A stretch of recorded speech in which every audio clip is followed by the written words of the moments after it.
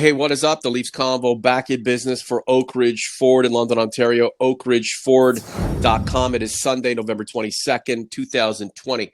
I'm Norman, London, Ontario, joined as always by my podcast partner in crime, the one, the only, Michael Piangello in Cheektowaga, New York. Mike, we had our sights set on a new NHL season, perhaps in the early part of 2021, but COVID isn't going anywhere. It seems like it's ramping up on both sides of the border, in particular southwestern Ontario, all sorts of code reds, even code grays.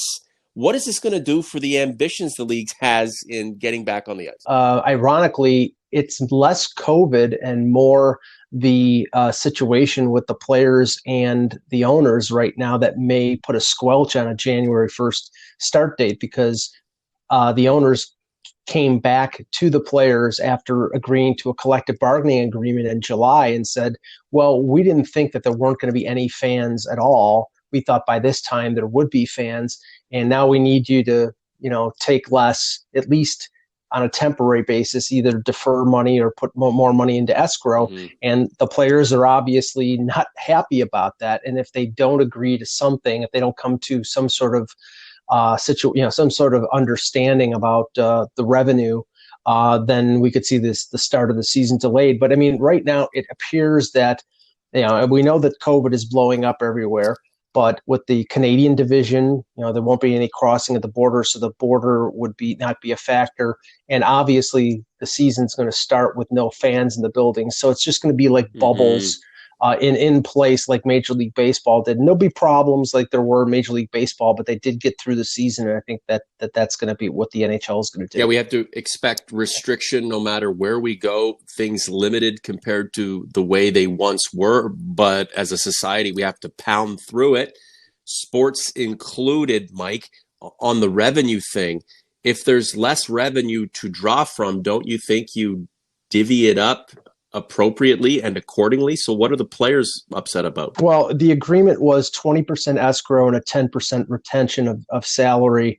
They would only be getting 72% of their normal pay. And the owners are saying right now they wanted, there were a couple plans that Elliot Friedman highlighted in his recent blog where, escrow would either go up to 25% and the deferment would go up to like 26 or something like that, or just a deferment increase, but then escrow would be increased in like years 4, 5, and 6 of the CBA. And they're never going to agree to an increase of escrow, especially down the line when they can make up their money. I think eventually what's going to happen is they'll agree to defer more money down the road, so they'll get paid back. But I think, the players understandably, it's like we had an agreement 4 months ago and now all of a sudden you're reneging or you're asking to renegotiate it. It's like they're pissed off, and I understand it. But really, this is an unforeseen situation, and things have to adjust. For sure. Many fans of the game have had their businesses shut down, or they have lost their jobs and are going to food banks to prep for an in-house, like truly in-house Thanksgiving stateside in the next week. The least we can do is expect the players and owners to not make the financial aspect of this moving target a bigger deal than it has to be, when really the focus should be on getting on the ice, playing the games, having a season, and pounding through this bloody thing. Mike, that's the key. So the more these guys argue about millions of dollars, you have to wonder how alienated they're going to make themselves when the common individual across North America, who's most likely a fan of the game, is probably having to make ends meet in a way that these millionaire players couldn't imagine. Yeah, I think in the end, the players want to play. The owners want the season to start so they get the revenue from advertising and TV contracts. I think there's commonality there. I just think it's the fact that they sort of came back for another cut when everything was supposed to be settled. And I understand, like I said, things changed. I think in a perfect world, the owners thought, fans will be back in the buildings by January or February, and now it looks probably like more like March or April as the vaccine gets moved around the Yeah. U.S. and Canada. But it's going to take adjustments, and unfortunately, we have no option. This is the reality, Will the unfortunately. COVID vaccines make up the 32nd team in the NHL? Not a good name, no. Okay. Not to make light of the situation, but the vaccine at some point will most likely be the MVP for the world. And let's keep in mind that better days will arrive. It's just between now and then. How do we make ends meet, and how do we, focus on the things that have traditionally gotten us by, and that is hockey. This is the Leafs Convo for Oakridge Ford in London, Ontario, oakridgeford.com. 0% continues, but inventory is so limited right now. Get at me on Twitter or through community. I know we have some OGs and converts who are interested in purchasing new vehicles. You're going to have to touch base with me, and I'll have to let you know what we have.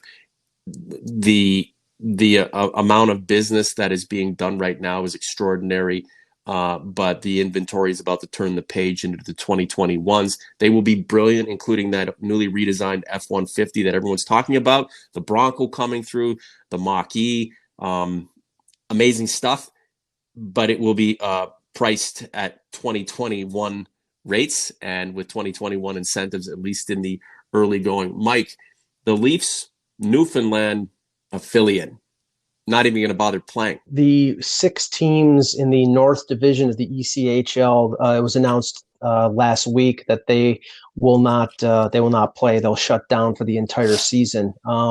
Now, yeah, that is mostly, and I know with Newfoundland, it would mean crossing the border and playing teams in the U.S. So that was one factor, but I think it's a financial component as well. But this is going to have an impact on the Leafs because if you look at it right now, and I'm talking specifically about goaltenders, they have Freddie Anderson and Jack Campbell up with the NHL team. You have 4 goaltenders, Aaron Dell, Michael Hutchinson, and the 2 prospects, Ian Scott and Joseph Woll. At most, you can have 3. You should have 3 goaltenders in the AHL. Now you're going to have 4. It's possible that they could loan out one of the goaltenders to another team that needs a goalie. They did that with Casimir Kaskisuo a couple years ago. But really, they want, in terms of the developmental guys, they want Woll and they want Scott under their auspices, and it doesn't do them any good to loan them out. And we don't know how many jobs are going to be out there, how many spots are going to be out there that teams need to fill, because we've seen a lot of players go over to Europe. And now teams are not going to play, so a lot of free agents will be scrambling for jobs. It's going to be an issue, and we don't know whether the Leafs and other NHL teams will be having expanded taxi squads because of call-ups from the AHL, especially a couple or 3 of the Canadian teams have U.S. AHL affiliates, so they might have to have 7 or 8 players on hand in case injuries happen. So this is a developmental challenge for the Leafs. Our focus is typically on the personnel who will make up the Leafs roster, but there are all sorts of support players, young up-and-comers who plan to be a part of the Leafs one day, and it's going to be a lot more difficult for them than the Leafs themselves. The World Junior Championship set to go in Edmonton late next month. It's usually a tournament we get to enjoy. It's a tradition in Canada. Hockey fans across the country look forward to it just as much as they do Christmas and other seasonal celebrations at the end of the year. This year will be different, but I will be interested to see what Canada does against the rest of the world. But I'm also focused on the Russian contingent associated with the Maple Leafs who will be in Edmonton playing. I'd like to see how they do, Mike. I'm sure you're feeling the same way. Yes. This could be one of the best tournaments in a long time, probably since that 05 I think it was in Grand Forks, North Yeah, Dakota. it That was. was the team that was loaded up with Sidney Crosby and Dion Phaneuf, and because of obviously the season being Mm-hmm. delayed, a lot more players are going to be available to a variety of teams. I know Kirby Dotch, who played really well for Chicago in the playoffs, he's going to be part of Team Canada. Dylan Cousins, who's the Yep. Sabres first round pick, is also part of it. So Canada is going to be very strong. But so will the other countries, and Russia will have 3 Leaf prospects, Rodion Amarov, their first round pick, Mikhail Abramov, who was a 4th round pick a couple years ago, and the Leafs signed to an entry-level deal earlier this year, and he, in very limited games, was scoring very well with Victoriaville in the Q.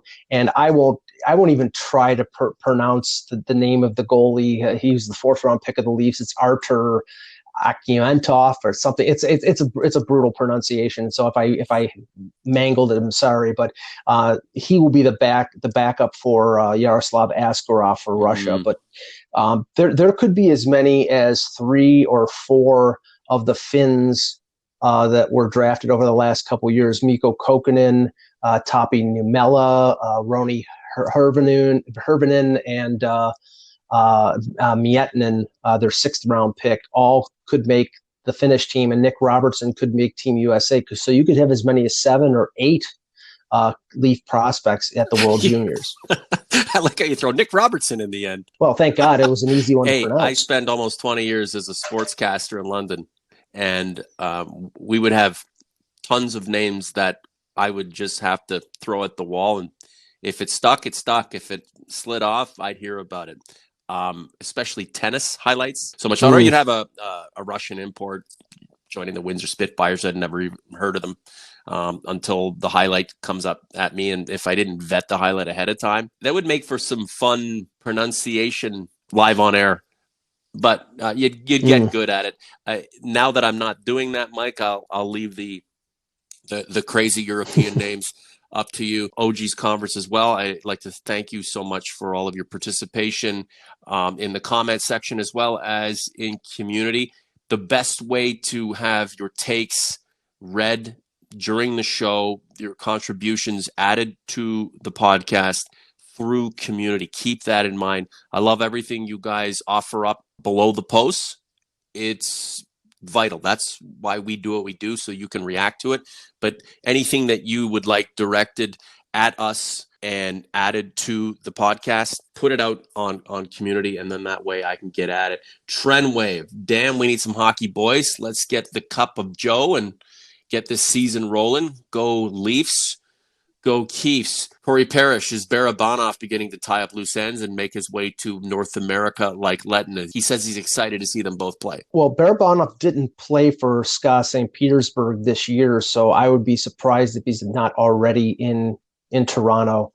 Obviously visa issues or, the 14-day quarantine. So there hasn't been any mention of him in recent days. So I would assume he's already here. We know Lettinen, mutually terminated his contract with Oakridge, and he's on his way. So that's well in advance of 2 weeks. Most people think that if the problems between the PA and the NHL get resolved, that camps would probably start around December 14th or 15th. Mm-hmm. So they wanted to make sure that these players were here in enough time. So, I would think Barabanov is here already. The OGs and converts are always throwing out trade ideas. Roddy 67, Chara, and why it's a bad idea.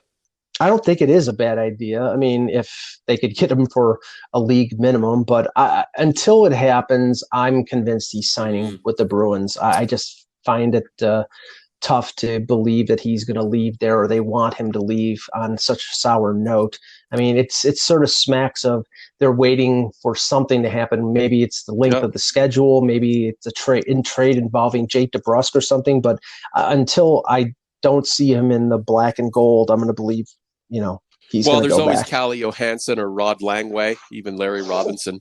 Phil Housley. Oh my gosh. Arjun Rajakumar. He believes the team is set on offense, but wants to know how the D could evolve even more. There's the Chara idea courtesy of Roddy. Roddy, Arjun wants to know if the Leafs could trade Hall and sign Travis Hamonic to a minimum contract.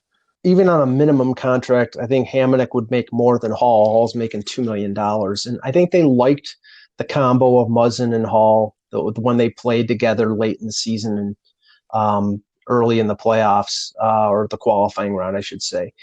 So no, I don't think that's going to happen. Where I think there's going to be a lot of sort of flux with the Leafs is going to be that bottom pairing, because you've really got four players vying for two positions in Bogosian, Dermott, Lettinen, and Rasmus Sandin. And if they have options with Sandin. He could go down and play with the Marlies, but I think the way they liked the way he looked late in the season, and he didn't play in the qualifying round, but I think they're going to give him a long look. And if he's not ready, then he can go down to the Marlies when they start in February and get some work. But I think they're going to give Lettinen an opportunity, and I think Bogosian, if he stays healthy, will be part of the top six. So it's going to be a battle on that bottom Frank pairing. D 534. How much playing time do you think Spezza and Thornton will get per game? And should Thornton get first PP time to dish the puck to Johnny T and St. Matthews racking up assists?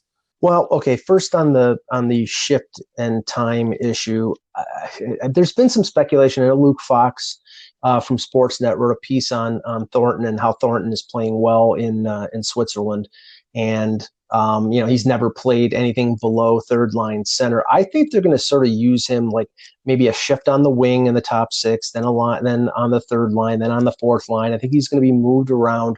I don't think that they're going to give him any more than maybe 11 or 12 minutes a night, which is a little more than a normal fourth line center, because, he does give you a skill set that is not typical of fourth line centers. I think Spetz is going to play the wing. I think Thornton's going to play fourth line center. I think it's possible that Thornton could play first power play because he's such a great passer. And if you're talking about one player coming off that power play, I think it would be Nylander, because I think you'd probably put Thornton either behind the net or in front of the net. But I don't think it'll be on a permanent basis. I think they'll move him in and out. So he's going to be flexible, and I think that kind of flexibility is something that he offers. Yeah, and the Leafs now have even more options offensively, diverse options offensively, and the motivations here seem to be diverse too.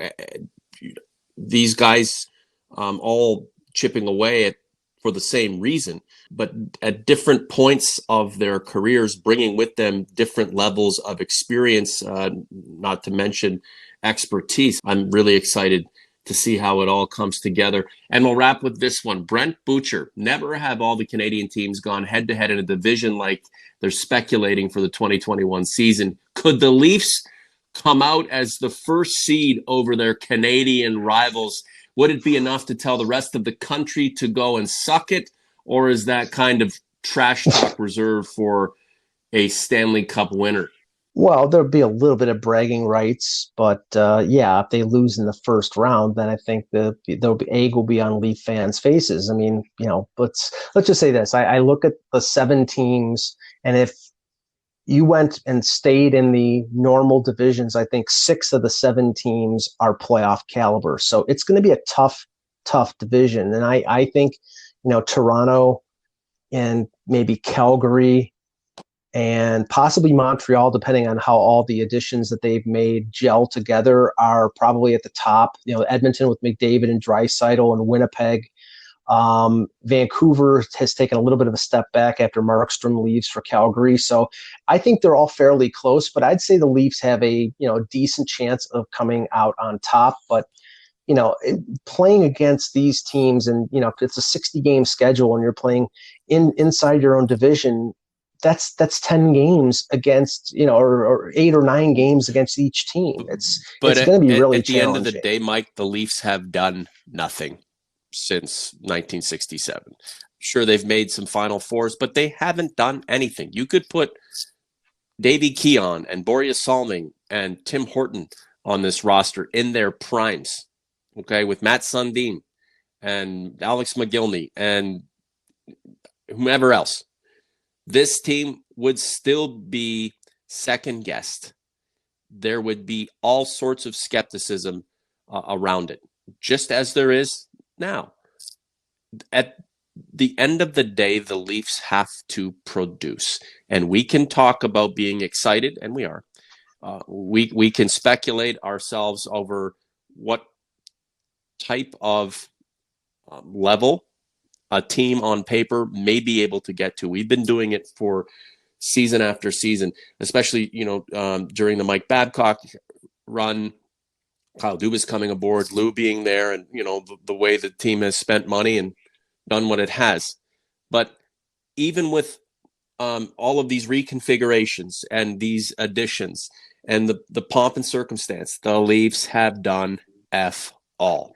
And until they win a first round, for goodness sakes, and maybe a second or third, just like any other team with Stanley Cup aspirations, we really can't say much other than we hope they'll get there. And it's really hard to be on your high horse and proclaim anything because the team really hasn't done much. You mentioned Babcock, and it's, everything that's going on in the world. It's really fun or funny to say that I think it was Friday was the 1 year anniversary of Mike Babcock being fired, and how much things have changed. I mean, I think Sheldon Keefe did a pretty good job down the line, especially after immediately after the firing. There were some struggles, and they did lose to Columbus, but I thought Columbus was going to be a tough match. But I think this team is a much more positive frame of mind under Keefe than they were in the last few years under Babcock.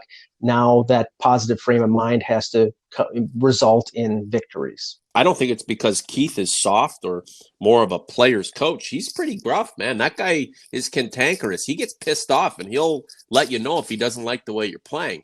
It's just he's a guy who can adapt, and he's a forward thinker and strategically ahead of where Mike Babcock has come, perhaps even ahead of where Mike Babcock once was at his peak.